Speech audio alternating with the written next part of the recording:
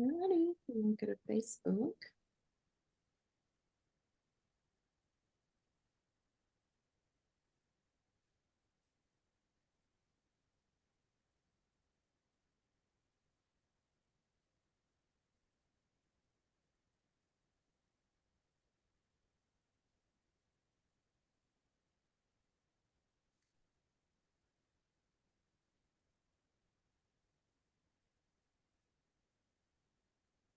Alrighty, we are about to be live.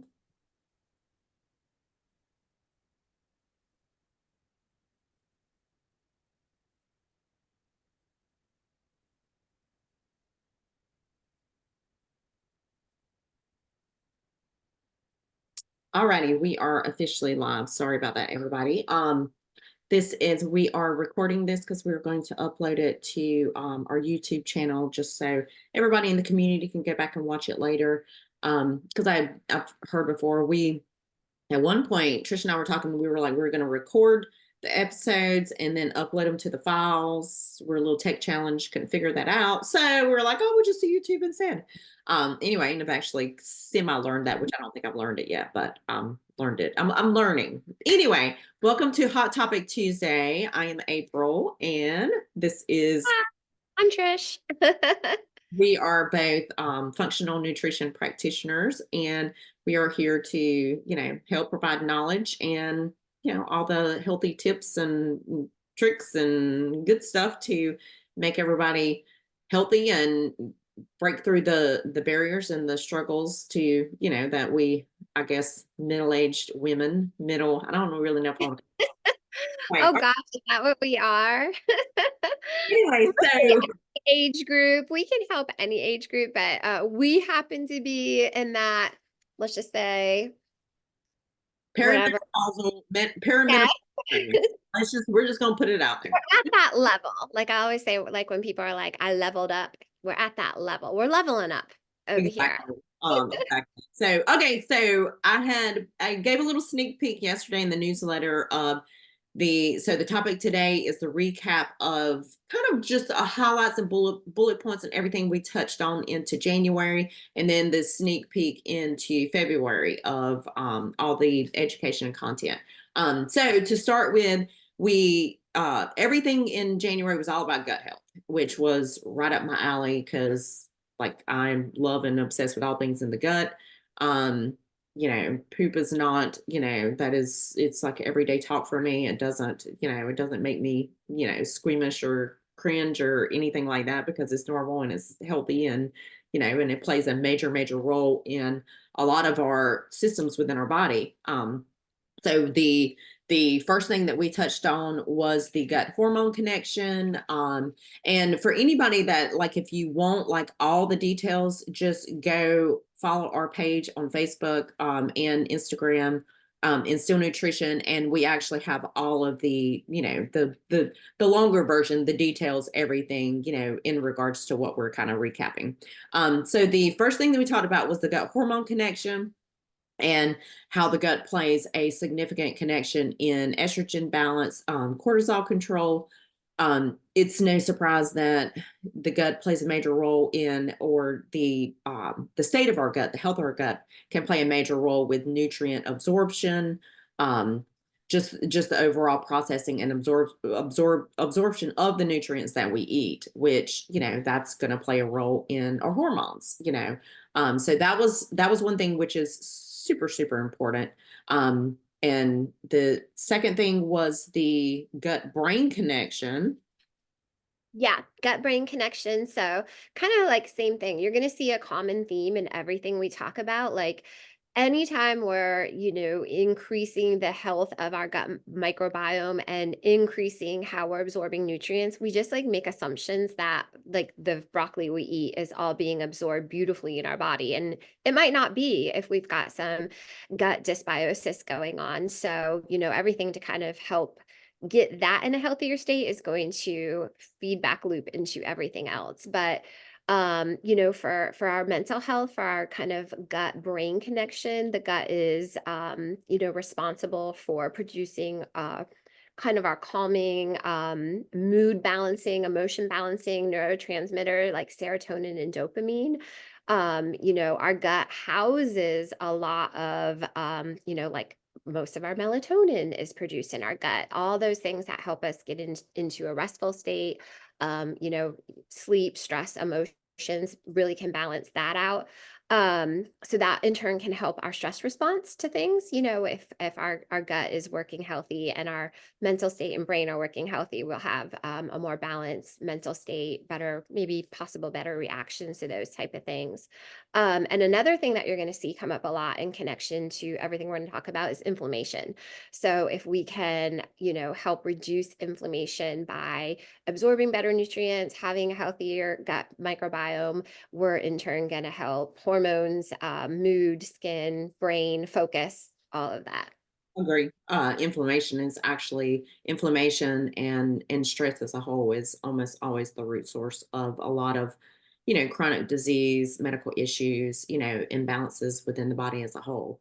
Yeah. So and the third thing that we talked about was the gut skin connection, and just the how the foods that we eat or the state of our gut can have an inflammatory response on our skin, and it can show with skin disorders like eczema, psoriasis, things like that.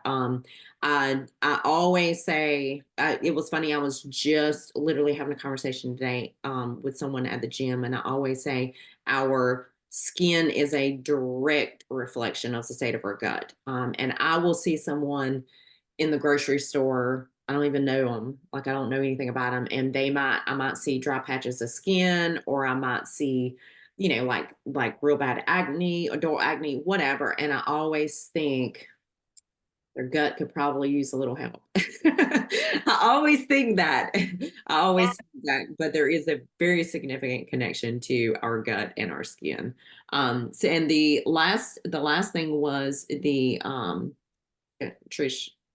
Yeah, so the last thing and kind of like last week when we were talking about fiber, and one of our tips for fiber was to help kind of balance weight.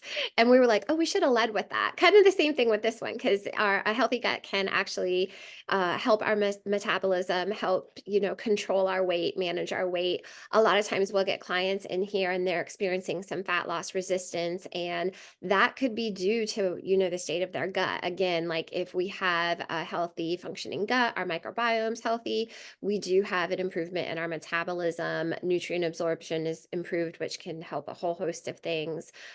Usually if we're kind of taking care and eating in a way that supports our gut, we're eating high fiber foods, which we did a whole thing on fiber last week, and you can go back for more on that. And that, management of weight control. Blood sugar regulation is improved with a healthy gut, which in turn can, again, feed back into those hormones and, help weight control that way. And craving control. So having a healthy gut, eating high fiber foods, a healthy diet can help with our cravings too. Agree. Then we touched on gut testing. We touched on the GI map, and which I'm a big proponent of the GI map. I went over, if y'all didn't catch I had a little special Facebook Live a couple weeks ago where I featured Shannon. And she's a client, and she wanted to kind of share a little bit of her journey, which her journey's not over, but just wanted to share, her journey so far. But we did a GI map test, which I love the test because not only does it test for bacteria pathogens, parasitic pathogens, yeast, it will also show, the like, are you lacking in commensal bacteria? Do you have too much of opportunistic bacteria? I like all that, but it also will show insights into other systems within the body, like pancreatic function and liver function and immune, the state of our immune system, and all kinds of good stuff. So that is kind of like the gold standard for, testing to really kind of pinpoint and figure out, okay, what is the state of my gut? What is going on? Like, why am I bloated? Why do I wake up with abs and then I go to bed pregnant? Like, like, what is the state? So the GI map is the gold standard. But however, I will say in certain cases, we have helped tons of clients that couldn't afford a GI map test, or, whatever the case may be, and went through, there are other protocols that we can go through, elimination diets, to try to source and basically removing the inflammatory foods, or the foods that are contributing to inflammation within the gut, and figuring out, what foods might be sensitive to. With that being said, with the GI map testing, once we have the concrete black and white results, then at that point we went through 5 different diets. So 5 different dietary interventions that can help heal and improve the gut. And those were going gluten and dairy free, the paleo diet, the autoimmune protocol, the Candida protocol, and low Fodmap. So, and we touched on a lot of details, like when would the Candida protocol, be best to use? When would, the autoimmune protocol, so it varies client to client. But also, Trish and I were talking, we do not, we take into account, like, everybody's different, and we like to customize protocols and plans based on our client, their lifestyle, their bandwidth, their, it might be financial, it might be whatever, but like, what can they realistically do to see success and get results, and we're not going to, I think we're both on the same page that we're not ever going to give a client, a rigid approach that, they have to do a complete 180 on their life, because that's just not sustainable long term, in my opinion. So, anyway, so with that being said, after we touched on all the different dietary interventions, the different diets, and then we touched on the lifestyle changes and lifestyle habits that, can make a profound impact on overall gut health. And those were hydration, the importance of hydration. Like, hydration is always so important. Like, if you're having like the worst day of your life, and like you just feel like the universe has been against you ever since you stepped one foot out of the bed, drink your water. Like, seriously. Like, that is literally like the best thing. Like, if you can't control anything else, just drink your water. Just drink your water. So you have hydration, and then eating a well-balanced diet is super important, where you're getting an adequate amount of protein, getting a variety of fruits and veggies, colors, all that good stuff. Um, fiber intake, like Trish was saying, our fiber episode. Fiber is so important, and fiber can like solve a whole lot of problems. So eat your fiber, y'all. Like, really eat your fiber. And if you're unsure of any, fiber rich foods, you can go back and watch the episode, or just Google best fiber rich foods. Look at the list, see what you like and what you don't like, and next time you go to the grocery store, add some things to your list. But just, like we talked about the other week, add things in slowly. The stress management is always going to be important. When cortisol is chronically elevated in the body, all other systems are going to slow down. So all other systems, which is digestion, is going to be one of those. So when stress is just, constantly high, and we don't have stress management practices in place, or self-care in place, cortisol is going to take over and take the lead, and everything else has to take a backseat to it, which means digestion is going to be one of those, hormone production is going to be one of those, so it's, I think, I don't know about you, Trish, and sometimes I've heard it before from clients of, well, like, do we talk about stress as a whole? And it's basically, it's like, well, I don't know how to remove the stress. We've said this before, we are never going to have a life with no stress. I mean, like, who does? Like, that would be like not even real, I don't think. I don't even think that would be like a. Like, we have to have some kind of stress. It's like yin and yang. Exactly, You wouldn't exactly. thrive if you had no stress. Exactly, and it's not a matter of removing all the stress. It's just a matter of how we perceive and how we manage that stress. Like, have you taken on extra things that you don't need, and so forth and so on. And then the last thing, which was one of Trisha's favorites, was the mindful eating. Yeah. Well, first of all, I guess, and kind of the way the whole month, we kind of divided up how we were bringing the content to light each week was almost kind of, and this, it's the reason, kind of jumping ahead, that we're ending our gut health month on, a specific gut protocol, because honestly, we were talking about this same thing, how we can help tons of people without doing very invasive testing. It's helpful, but we can do a lot without it. We can also do a lot with the gut without having to jump right into a protocol. Not every single client will need that. Some will, based on testing or based on doing some of these other interventions, like maybe the basic dietary intervention or these habits. But no amount of protocol, gut testing, or supplementation is going to supersede the fact that you aren't doing the basic habits. So you like have to be doing those. And even if you do have to go the route of a gut protocol, we really need these habits that we're talking about. And mindful eating, that is one that, gosh, we've talked about it a ton, but we just kind of put a little content piece about it in our Facebook group. We got the most comments on it, I think, most activity than we've had in on a lot of things. And it's always some of those things where you're like, oh wow, I didn't think that one would warrant so much discussion. But people really struggle with this for sure. And I know we kind of said over and over in that group, just maybe start with one meal, like really sit down, unplug, no devices, and you could even pace yourself to a slow eater around you. If you're by yourself, you can put your fork down between meals. You can chew your food, count 10, 15, 20 times, whatever is going to make that connection to eat slowly. And we understand that it's not always possible in every part of your day, but if you could really just take one meal and make that your focus and intention, it's a good place to start.